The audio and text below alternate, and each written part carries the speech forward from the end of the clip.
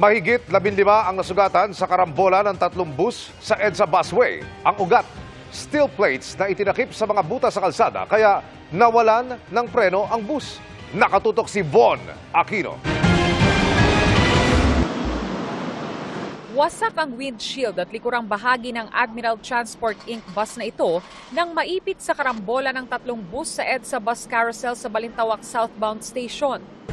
Hindi, nakahinto. May kasi nagsakay ng pasahero yun. Wala, yung kilin. Tapos nakahinto ko. Bigla lang binangga mo sa likod. Nawala ng preno daw yun. Nawala ng preno? Oo. Malakas ba? Mabilis? Oo, malakas kasi maraming sugatan eh. Ang nakabangga isang bus ng Geltrans Inc. Kwento ng konduktor nito, pasado alas 12 ng tanghali kanina, nawalan sila ng preno.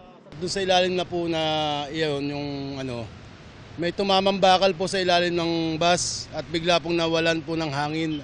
Ito po mangyayari po pag nawalan po ng hangin ng bus, yan po hindi makakapagpreno at mawalan na rin po pati kambyo, pati manibela, hindi po natin maigalaw ang bus. Naararo pa ng Gel bus ang mga barrier ng carousel.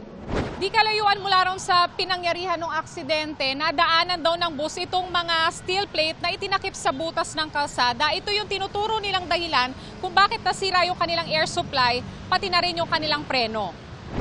Bago pa raw mangyari ang banggaan, nauna na raw naputulan ng air supply hose ang isa pang Geltrans Inc. bus na ito, pero naihinto pa niya ito sa istasyon.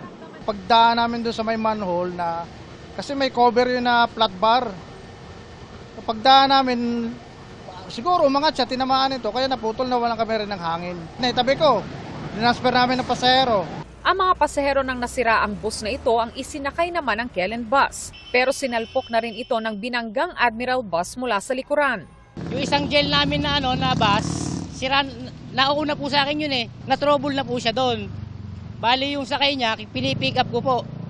Tapos nung na-pick up ko po yung sakay niya, maya-maya po, nakahinto na ako, bigla na lang pong kumalampog sa likod ko yung isang bus.